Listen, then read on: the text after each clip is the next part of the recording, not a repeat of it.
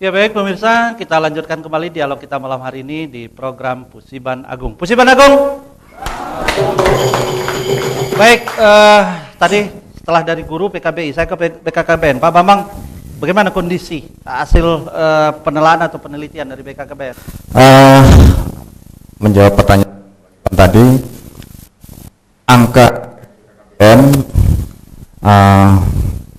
dari BKKBN Pusat pernah memberikan angka 60% remaja telah melakukan hubungan seks. Ini suatu keprihatinan. Mungkin pusat, tidak beda jauh ya. Berarti secara nasional. Secara nasional. Oke. Mungkin ini satu pakai metode penelitian tersendiri. Artinya mungkin tidak secara sensus, tapi dengan metode penelitian.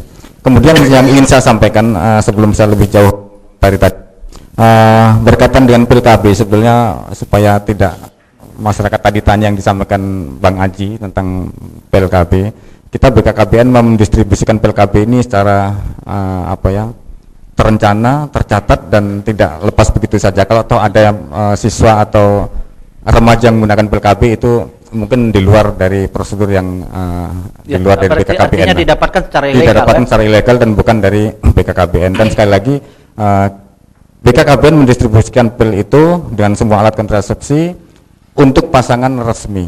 Ya. Kemudian berkaitan dengan keprihatinan remaja, memang justru BKKBN sekarang ini sedang concern terhadap pembangunan remaja di Indonesia. Okay. Kenapa demikian? Remaja menempati posisi yang strategis sekali dalam pembangunan kependudukan dan keluarga berencana. Kalau dulu kita berpikir bahwa ibu-ibu atau pasangan suami istri ikut KB sehingga mengatasi kepadatan penduduk. Gitu. Nah sekarang dengan kondisi remaja yang sekarang ini, kita tidak hanya berpikir untuk orang tua saja, tetapi remaja diperkenalkan bagaimana mempersiapkan dirinya dalam kehidupan berumah tangga. Substansi program BKKBN itu, nama programnya penyiapan kehidupan berkeluarga bagi remaja. Okay. Penyiapan kehidupan berkeluarga bagi remaja. Di dalam substansi program itu ada salah satunya adalah triad KRR, artinya 3 risiko yang harus kita hindari. Pertama adalah menghindari perilaku seks bebas, kedua menghindari masalah nafsa, narkotik, alkohol dan zat aditif lainnya. Kemudian yang ketiga menjauhkan dan menghindari dari HIV/AIDS. Nah 3 hal ini kita implementasikan, kita terapkan kepada kelompok-kelompok remaja yang ada di Indonesia. Di Lampung khususnya sudah kita laksanakan, kurang lebih di Lampung ini ada sekitar 400 sampai 500 kelompok. Kelompok-kelompok itu ada di sekolah-sekolah, ada di perguruan tinggi, ada di pondok pesantren, ada di komunitas tertentu seperti pendengar radio, juga ada di remaja di masyarakat seperti Karang Taruna. Nah, BKKBN lebih kepada pencegahan, mengajak remaja itu supaya berperilaku sehat. Ya. Dan dia ingin merencanakan kehidupan yang lebih baik di tahun-tahun yang akan datang. Gitu. Berarti angka 60% itu bukan hanya angka sekedar sebutan angka, Pak ya. Tidak. Sudah memang angka real BKKBN juga menyatakan itu, dan bahkan itu nasional ya. Iya. Dan kita dengan saudara tua PKBI, Pak. PKBI ini kan sebenarnya sebelum ada BKKBN yang lebih concern menangani masalah keluarga berencana kan PKBI. Kita juga sering saling informasi data ya. Ya, apalagi berhadapan kantornya. Iya. Saya ke Pak Amran. Pak Kadis, PLT Kadis Kesehatan Kota Bandar Lampung. Pak Amran, di kesehatan seperti apa Pak? Terima kasih. Assalamualaikum warahmatullahi wabarakatuh. Waalaikumsalam warahmatullahi wabarakatuh. Saya sepaham dengan apa yang disampaikan oleh PKBI dan juga dari BKKBN. Kita sepaham bahwa memang seks bebas pada kalangan remaja ini sesuai dengan topik kita pada malam hari ini itu sudah memprihatinkan. Oke.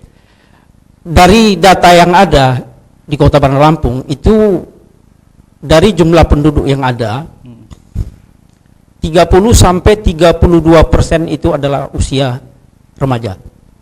18 sampai 24 tahun. Nah, kemudian juga saya mendapatkan rilis data juga dari ini PKBI.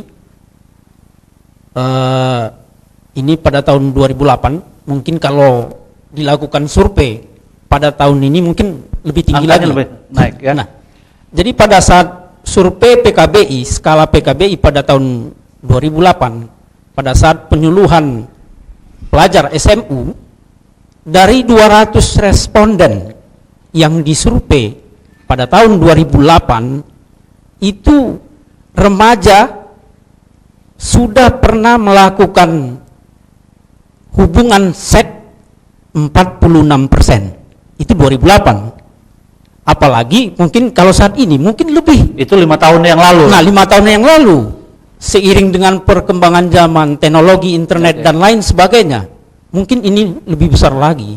Oke. Nah, ini saya sepaham dengan keprihatinan kita bahwa ini membahayakan. Karena juga biasanya penyimpangan pada remaja ini seperti juga HIV/AIDS yang kebanyakan juga pada kalangan remaja, ini umumnya adalah fenomena gunung es yang kelihatan adalah yang dilaporkan, yang di permukaan, sementara di bawahnya itu mungkin lebih banyak lagi. Ya, dia hampir seiring sama HIV/AIDS ya. Iya, saya rasa demikian. Oke. Baik, saya belum komentar lagi juga soal bagaimana sih perasaan ibu-ibu ini juga pada dalam posisi Hari Ibu, dan apa juga solusi dari audien kami malam hari ini untuk mengatasi kebebasan seks di daerah kita ini. Temukan jawabannya setelah yang satu ini.